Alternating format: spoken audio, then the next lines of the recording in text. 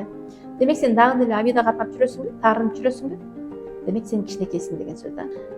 Таарынууду чечмейинче адам эч качан ийгиликке жете албайт. Негизи адам баласы таарынбай кое алабы? Чалык деңгээлде эмне себептен ал башка аялды каалап атат да. Анан күйөөсүнө толук кандуу аял болгонду билбейт. Мен чоң апам мен галош менен оозума урчу да. Ассаламу алейкум. Биздин Назигайм подкастынын туруктуу көрөрмандары жана жаңы келип кошулган көрүүчүлөр.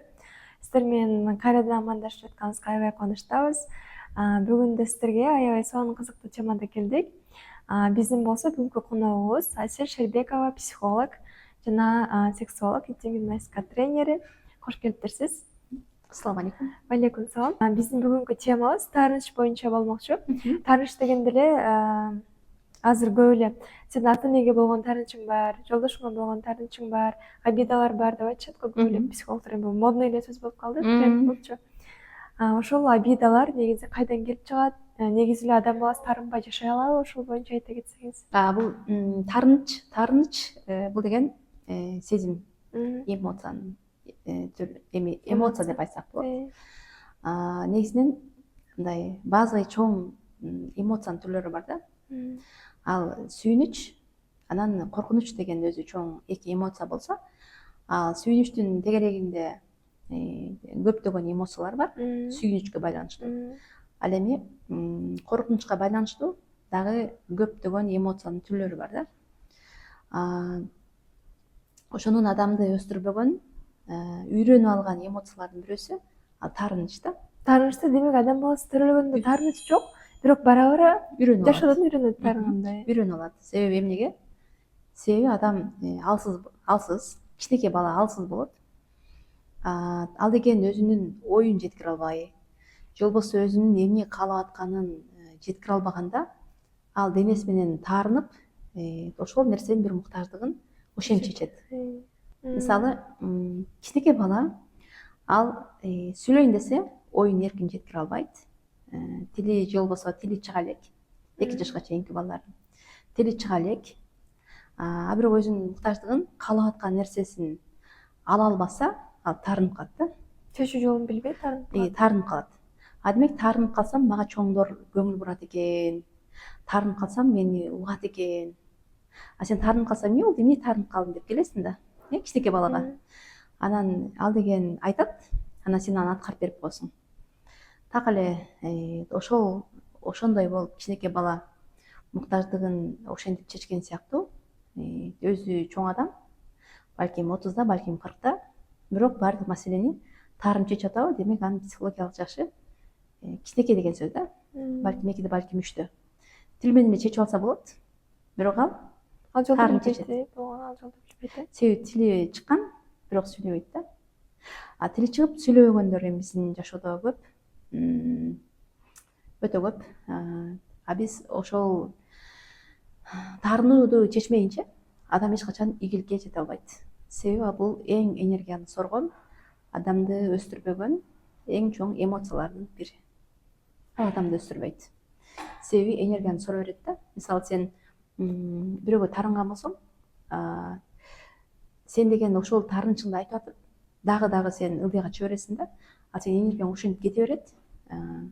Кайра ошол таарынган нерсеңди кайра эстегенде, так ошол болуп өткөн окуя сыяктуу эле сен кайра энергияң баары кетип, бир сыйга ыйлайсың, дагы аны козгойсуң.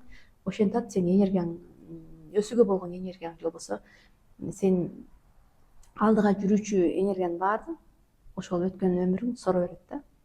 Негизи адам баласы таарынбай кое алабы? Жакын адамың мисалы сатып кетти дейли, мисалы үчүн жолдошуң эле измен алып кетти дейли. Андай учурда кандай таарынбай коюуга болот? Кантип эмоциясын чыгара албайт ушул? Аны деген сен эгерде чоң жетилген болсоң, чоң киши болсоң, аны ал нерсеге алып барбай туруп сен алдын ала сүйлөшүүнү билесиң. Плюс деген сен аны ошол ойноштук кылгыча күтө турбайсың. Ал жерде өзүңдүн ролуңду билесиң, жана дагы эркек менен алдын ала аласың.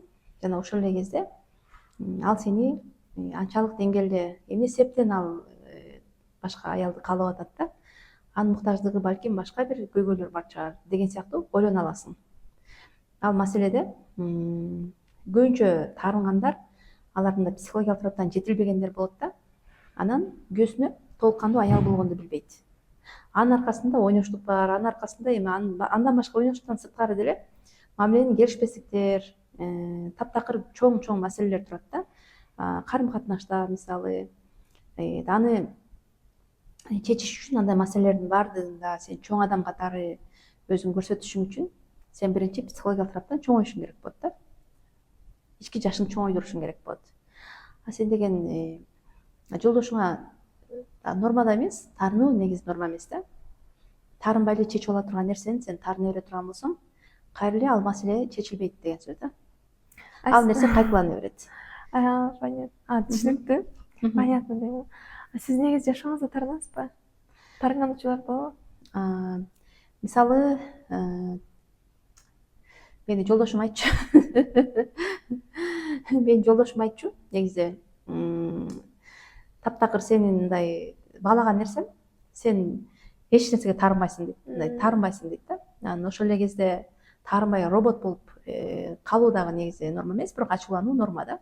Паймарс дагы негизи ачууланган. Таарынуу дегенде ал сен денең менен тилиң бар, бирок сен оюңду жеткирбей, айтпай эле денең менен денеңе салып таанып мынтип жүрө берүү, бул таарынуу.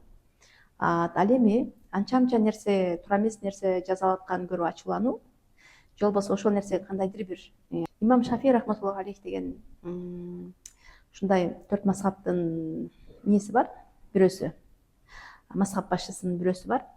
Бул деген эмне деп айткан десе, демек сен ачууң келбейби, демек сен ал эшексиң деген да. Ачуу келүү норма.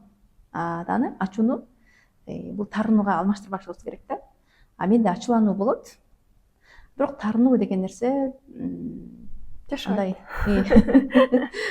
тил менен чечкенге аракет кылам да. Нерсени ичиме кармабай, тил менен чечкенге аракет кыласың. Мындан сырткары таарынычтар биздин ата энебизге дагы болот экен да. Ата энеме таарынып калган, эгер ата энем ошол убакта окутуп койсо, азыр жакшы жерде иштеп калмакмын деген сыяктуу. Же болбосо жөнөкөй эле нерсе, ушул нерсени кичинен ата энем бербей койгон, ошого таарынчып калып калыптыр депчи. Ошол нерсени кандай проработка кылса болот же кандай чечүү жолдору бар? Ошол боюнча айта кетсеңиз. Бул проработка деген негизи ал просто акча алуунун бир жолу деп эле эсептейм. Себеби деген ал баардык адамдын таарынычын билет элдин баары. Ансы деле кичинекей кезиңде оюңду жеткире албай калган кездериңде оюңду жеткире албай калышың мүмкүн ата энеңе. Эми көп баардык адамда боло турган нерсени биз деген сен ошол ата энеңе ушундай таарынычың бар экен, ошону проработка кылышың керек. Так ошол нерсе менен сен иштешиң керек деп отуруп 200 000, 300 000 даже акча алгандар бар. Аны жоготуш үчүн. Акча тапканды билгендер бар. Акча тапканды билгендер бар. Мисалы, ал таарынганда деген ата энеге баардык адам эле таарынат да. Ал тарапта деген сен аны, биз эми адамбыз го. Сен аны чукуйсуңду, казасыңды, аны балекет кылсаң дагы, бизди Аллах Таала бизди адам кылып жаратты. Кудай бизди адам кылып жаратты. Адам деген мээси эстеп калуучу. Биз деген мээбиз эстеп калат. Аны деген сен барып кантип, ким сенин мээңдин ичиндеги нерсени жок кылып бере алат? Ким ал? Кудайбы мисалы. Мисалы мен 1 жашымдагы, 2 жашымдагы болгон нерсенин баарын эстейм да. Мен чоң апам мен галош менен оозума урчу да, көп ыйлаганда. Мен аны кантип проработка кылам? Мен аны мээримди тазалап жууп чыгаргандан кийин аны эстей албай калам мен ошондо. Аны мен эстей берем. Себеби мени Кудай мени ушундай жаратты да, адам кылып жаратты. Болгону биз тагдырыбызда эгерде ошол нерсе туура эмес болгон болсо, аны кийинки жашоодон биздин баардык жашоо Кудай бизге ушундай тагдырды берди сабак алыш үчүн. Демек анын туура эмес экенин көргөндөн кийин мен андан сабак алам. Менин сабагым эмне болот? Менин сабагым демек кичинекей баланы урбаш керек экен. Уруп калганда мен эсимде калып калды. Мен дагы демек урбашым керек экен деп сабак алсам жашоодон ал норма. Ал эми мен ошону жуушум керек десең, демек сен бирөөнү байытып атасың деген сөз. Ал өткөн өмүрдө биз таарынуу эмес, өткөн өмүрдө тагдырыбызды кабыл алуу. ыймандын шартында тагдырды кабыл алуу деген бар, тагдырга ишенүү деген.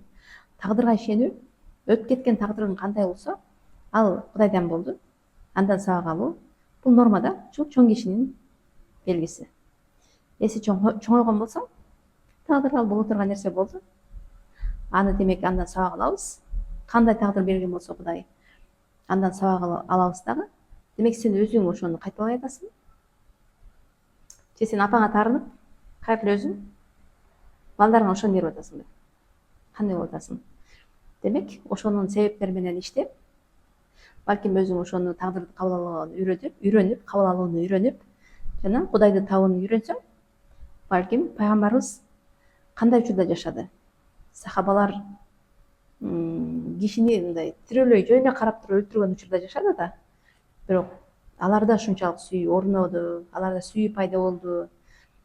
Ата энеге болгон сүйүү, Кудайга болгон сүйүүнү алар илим алуу, билим алуу, Кудайдын мээримине бөлөнүү менен чыгып кетти да. Эми биздин дагы максатыбыз так ошондой болуп тагдырды кабыл алуу да. Ал нерсе болсо, адамдын баары эле таарынуудан арылат. Абида деген нерсе боло турганы норма кичинекей кезде. Демек сен дагы деле абида катнап жүрөсүңбү, таарынып жүрөсүңбү? Демек сен кичинекейсиң деген сөз да. Демек чоңоюу керек. Чоңоюу үчүн билим алуу керек. Чоңоюу үчүн билим алуу керек. Бизге чоңоюу үчүн муктаждыктар бар. Ошол муктаждыктардын баары менен иштеп, кантип плюс менен биз ал нерседен чыгып кете алабыз. Демек, ага дагы сөзсүз мугалимдерди кармап алсак болот, чыгып кетсе болот. Демек, менимче бул темабыз кыска жана так болду деп ойлойм. Көрөрмандарга эгер дагы бир суроолоруңуздар болсо, ачылбаган, сиздердин айта албаган ойлоруңуздар болсо, комментарийге калтырып кетиңиздер жана сөз лайк коюп, бизге катталып коюңуздар. Бизге да келип бергениңизге рахмат. Көрүшкөнчө саламаттаңыздар.